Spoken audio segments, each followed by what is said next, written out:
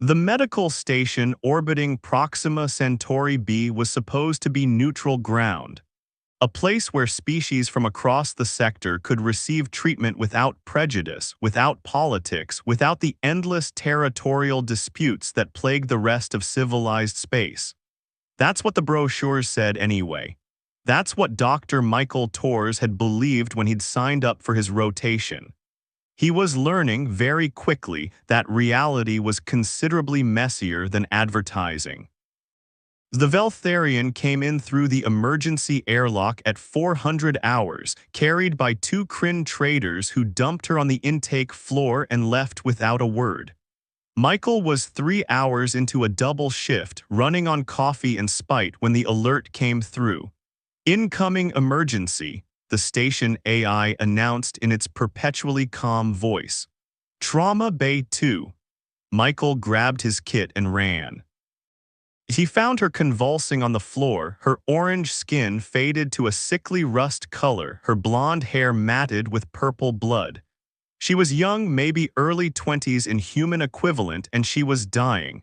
That much was immediately obvious from the wound in her abdomen, the way her breathing came in shallow, desperate gasps, the spreading pool of blood beneath her. Jesus, Michael breathed, dropping to his knees beside her. What happened to you? Her eyes opened, luminous amber, clouded with pain and fixed on his face.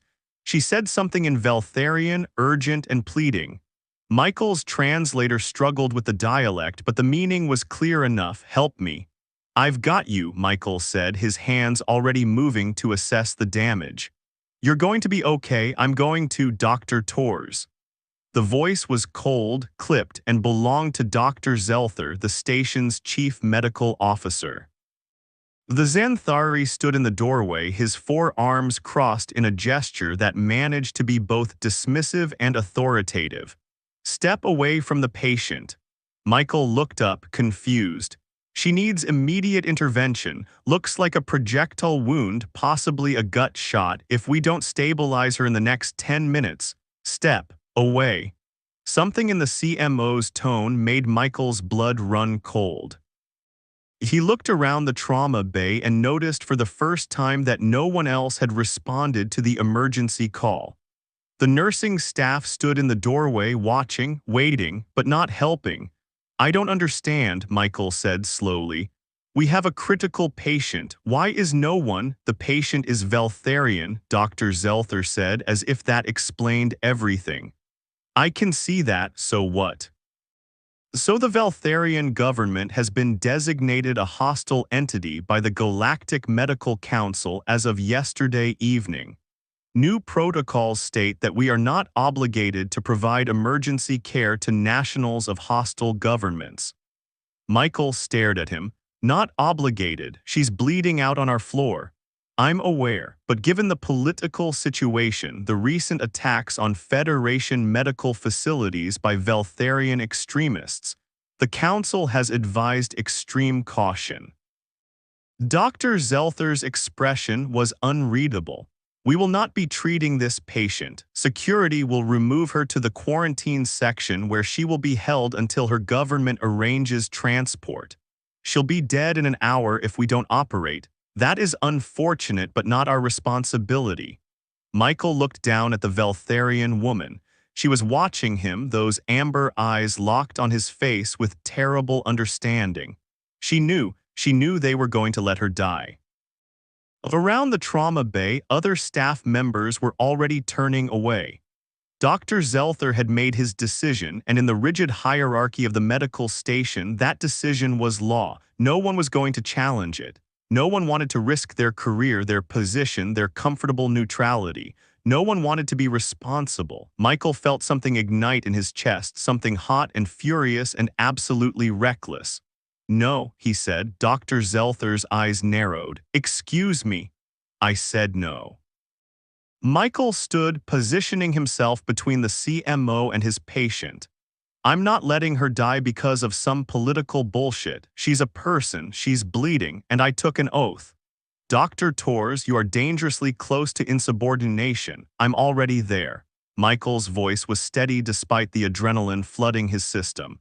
And I don't care. You can fire me, report me, throw me in the brig, do whatever you want. But you're not taking this patient anywhere except an operating theater." The silence that followed was absolute.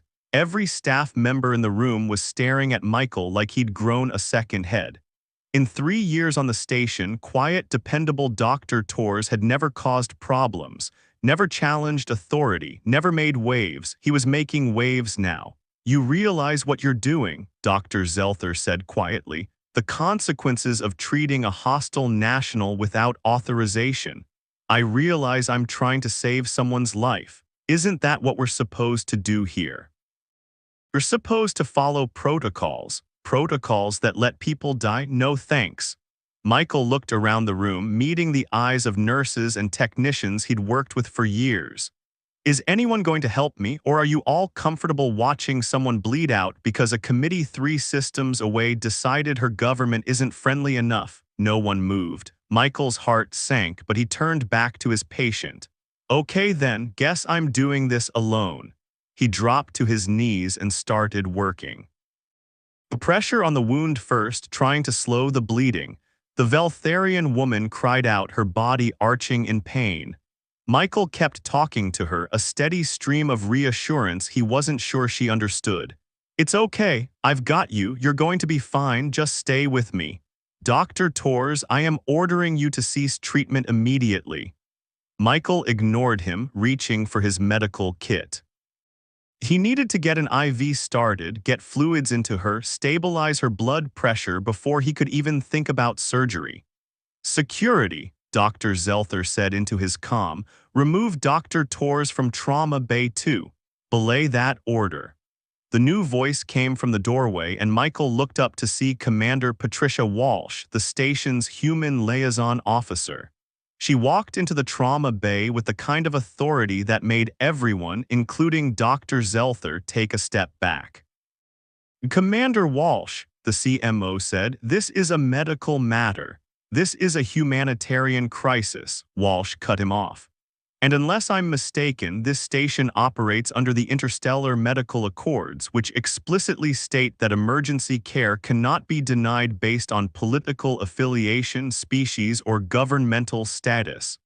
The new protocols from the Galactic Medical Council aren't worth the datapad they're written on if they violate the foundational accords."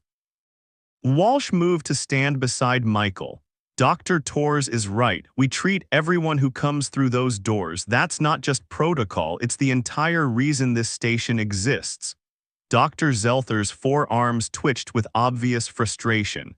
"You're making a mistake, both of you. When the council hears about this, they'll hear that we saved a life, and if they have a problem with that, they can take it up with me."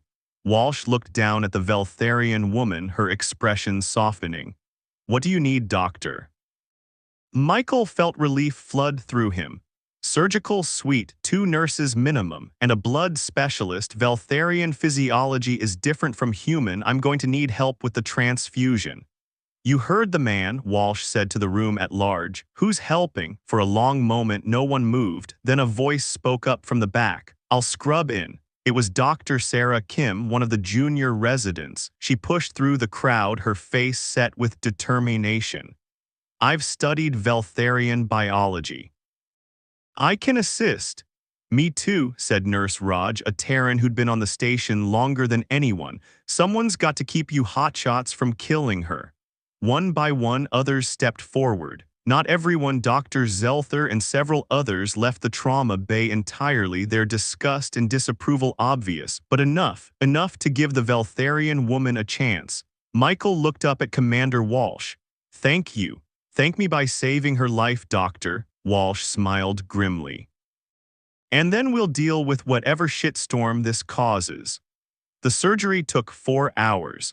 4 hours of delicate, painstaking work navigating alien anatomy that was similar enough to human to be familiar but different enough to be dangerous. The projectile had torn through her intestines, nicked a major blood vessel, and lodged itself near her spinal column.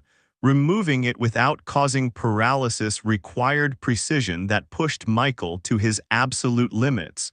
But he had help. Dr. Kim's knowledge of Veltharian physiology was flawless. Nurse Raj anticipated his every need with the efficiency of long practice. And through the observation window, Commander Walsh watched, a silent guardian making sure no one interfered. When Michael finally stepped back from the operating table, the Veltharian woman's vital signs were stable. Weak but stable, she would live. He nearly collapsed from the adrenaline crash, but Sarah Kim caught his arm. "Easy there, hero, you did it." "We did it," Michael corrected. He looked around at the small team who'd chosen to help despite the risks. "Thank you, all of you." "Don't thank us yet," Nurse Raj said darkly. Dr. Zelther looked ready to throw all of us out the airlock. He wasn't far off. When Michael emerged from the surgical suite, he found Commander Walsh waiting with news. "The Galactic Medical Council has opened an investigation into your actions," she said without preamble. "Dr. Zelther has filed a formal complaint. You're suspended pending review." Michael nodded slowly. He'd expected as much. "Was it worth it? You saved her life. Of course it was worth it." "I meant for the station, for everyone else. I know I've created problems." "Dr. Torres." Walsh put a hand on his shoulder. "You did exactly what you were supposed to do, what we're all supposed to do. Sometimes the right thing and the easy thing aren't the same, but that doesn't make the right thing any less right." Over the next 3 days, as the Veltharian woman, her name was Lyra Telkesh, they learned, slowly recovered, the political situation evolved rapidly. News of her case spread through the sector. A human doctor defying orders to save a Veltharian life became a symbol, a rallying point for those who believed in unity over division. The Veltharian government, far from being hostile, sent a formal delegation to thank the medical station and specifically Dr. Torres. It turned out the extremist attacks that had triggered the council's new protocols had been fabricated by a political faction trying to prevent peace negotiations. Lyra's shooting hadn't been random. She'd been targeted because she was a junior diplomat en route to those very negotiations. The investigation into Michael's conduct was quietly dropped. Dr. Zelther was reassigned to a different posting. And the Galactic Medical Council, facing massive public pressure, rescinded its controversial protocols. When Lyra was finally well enough to speak at length, she asked to meet with Michael privately. He found her sitting up in bed, her orange skin regaining its natural glow, her blonde hair freshly washed and braided. She looked nothing like the dying woman he'd found on the trauma bay floor. "Dr. Torres," she said, her translated voice warm with gratitude. "I wanted to thank you. The others told me what happened, how you refused to let them turn me away." "I just did my job," Michael said. "No," Lyra shook her head. "You did far more than that. You risked everything, your career, your position, possibly your freedom, for someone you'd never met, someone from a species you barely knew. That's not duty, doctor, that's compassion." Michael sat down in the chair beside her bed. "Can I ask you something? When you were lying there, when you heard them say they wouldn't treat you, what were you thinking?" Lyra was quiet for a moment. "I was thinking that I was going to die alone, surrounded by people who saw me as a problem to be solved rather than a person to be saved. I was thinking that all the bridges I'd tried to build, all the peace I'd worked for, meant nothing in the face of fear and politics. And then you spoke up." Lyra's amber eyes met his. "And I thought, if one human can see past all of that, can choose compassion when it would be easier to walk away, then maybe there's hope after all. Maybe peace isn't just a dream." Michael felt his throat tight. "I'm sorry they turned away. I'm sorry you had to go through that. Don't be sorry, be proud." Lyra reached out and took his hand. "Because your voice, standing alone in that room, was louder than all their silence, and it changed everything." 6 months later, Michael stood in the audience at the signing of the Human Veltharian Peace Accords. On the stage, Lyra Telkesh, now Chief Diplomatic Officer, was giving a speech about the importance of individual courage in the face of institutional cowardice. She caught his eye and smiled. And Michael thought about that moment in the trauma bay when everyone had turned away and he'd made a choice. Not because it was easy, not because it was safe, but because it was right. One voice speaking up when it mattered most. Sometimes that was all it took to change the world.